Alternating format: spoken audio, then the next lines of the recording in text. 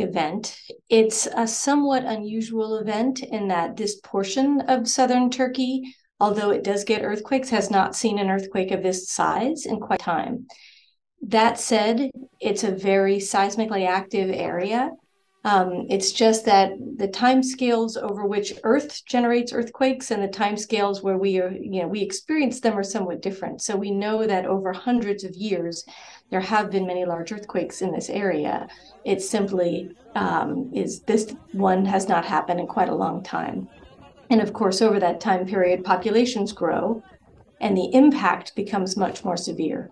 You brought up maybe one of the most important things is that this earthquake was very shallow, which means it was close to the surface, and that enhances the ground shaking, causes it to be a more violent experience. It's certainly uncommon. It's not unheard of.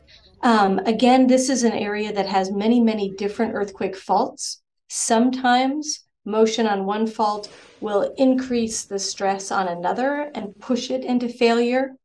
Whether that's what happened here, or whether this is a traditional aftershock, is harder to evaluate at this early stage. This is something that we've seen a great deal across the North Anatolian Fault in northern Turkey, but the time scales are usually a little longer.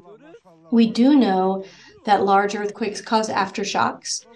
They are usually a little bit smaller than we saw in this case, from 7.8 to 7.5. That would be a very large aftershock, but again, not an unheard of one. It is very difficult with earthquakes to anticipate what will happen next. They are very random events. They occur without warning. So our hope is that this area has released some of the stress, but it may have added stress to other portions. So we really cannot say what the future will hold. This was a very large earthquake. This was a magnitude 7.8, is very large. It's probably comparable with the largest nuclear test ever run, not a bomb that hit anybody, but the largest bombs that we have tested. Obviously a very different event in that it stretches across a very long area. The larger the earthquake, typically the larger the fault, the larger the area that moves. And in this case, that really meant it stretched across 300 kilometers or more, which is why it impacted so many communities. We do see larger earthquakes in the world.